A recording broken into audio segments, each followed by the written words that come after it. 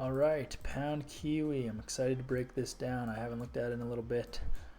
You can see it's broken all these liquidity areas, so that's good. It's completely, turning around. I remember talking about this a couple weeks ago, and it hitting, just kept breaking higher and higher, and I kept saying it was going to turn around, and finally it looks like it has. So we'll figure out what we're looking at for next month with this.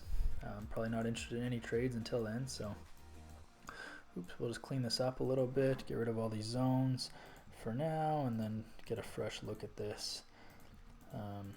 So going into next month here, we've got some alerts here. I'll just delete these for now. So, don't need them.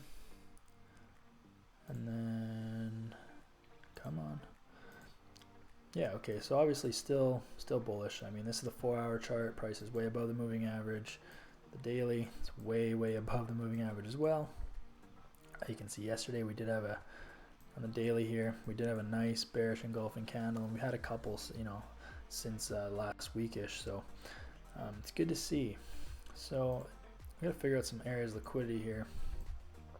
So first one that comes to mind, this is a nice one here, and that's probably why I had an alert set. But right here is waiting for price to break, and you can see this would have been, based on these candles, this would have been a liquidity zone.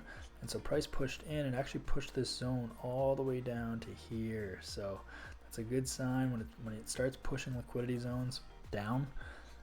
It's a good sign. So you can see there's actually a ton of wicks here as well, and price is kind of going into this. So we'll see if this kind of holds it. Not super banking on that or anything. It's not really relevant either. So we'll just leave that, but we'll keep this zone in here because this zone's important. This is the most recent low, so we need that to break. And also in no rush to sell this, but once this zone breaks and crosses over this moving average, then I'm going to be looking for some sells. And you can see we've already had nice bear structure set up. We've got lower lows, lower highs, so that's really nice to see. And then something I remember looking at before with this was these higher time frames. So obviously this month super bullish engulfing, relative to last month, but it's in this huge area of liquidity here. So this is what I was looking at before, and why I was really considering short positions coming up and trend changing, which seemed crazy at the time, but now it doesn't seem as crazy because you can see that okay, it is respecting the zone so far. And this is a very historic, like, price has not been above this area in 7 years. This is very similar to pound yen that we just looked at. It has not been above this area since January of 2016. So and I get it, this is a pretty big area, like even from where price currently is at about 212 to 220. I mean, there's an 800 pip, it's an 800 pip zone roughly, or 600 pip zone. So it's a big zone, but you can see price is already selling off into it.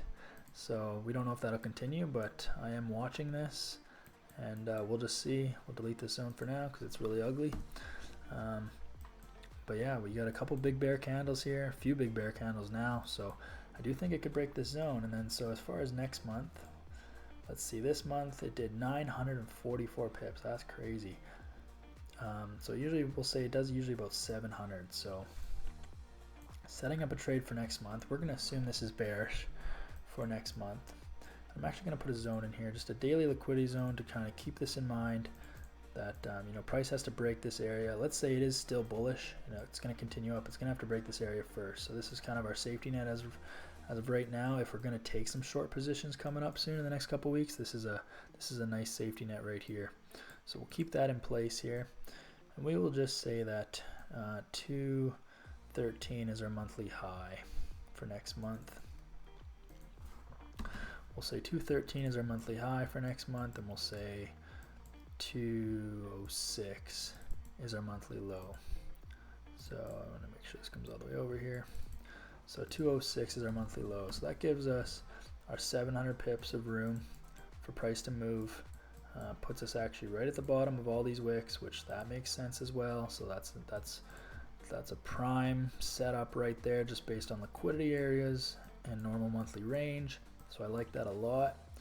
You can see price, is bullish today, is pushing into these zones, so that's fine. I like that it wants to push up and find its area of resistance. I'm totally cool if it keeps pushing up into next month, and hits this area and starts selling off from there.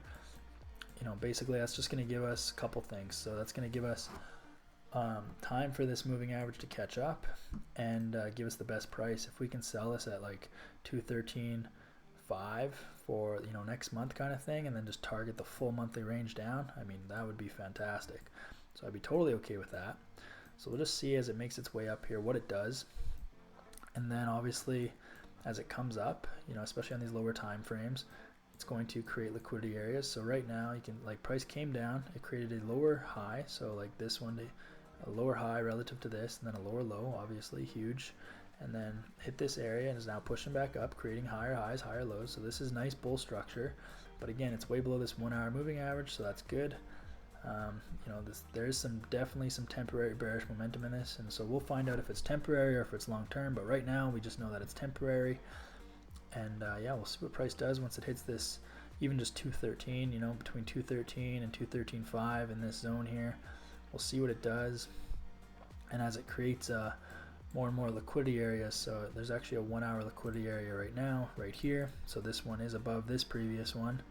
So as price comes up, it'll continue to make these areas, and then once it breaks these areas, then price starts to really fall, and these areas start working in our favor. So you know, basically you can short this as soon as price breaks these liquidity areas. You could short this, but I need more confirmation than that, so I'm gonna just let price do its thing until it crosses over this 4 hour moving average. So it could be next week sometime, and then yeah, we'll be into next month, and then we can decide, you know, kind of our outlook on the month, and if we still think it's a good short, and I think it will be.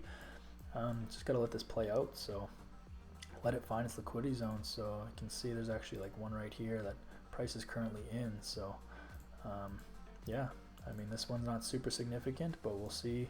If it doesn't break it, then I mean, it does become significant. So that is my take on pound Kiwi. I'm looking for that, you know, big 700 pip trade next month, and you know, if it's going to move 700 pips, let's say, which is its normal monthly range, I think it's more likely to move downwards than it is upwards, because we've seen those liquidity zones, right? Remember on the monthly here, you know, price does not like to be above this area, you know, statistically, historically. So, but there has been a ton of bull momentum into it, so it could continue. We don't know yet, but I feel like we'll know a lot more, you know, come next week probably.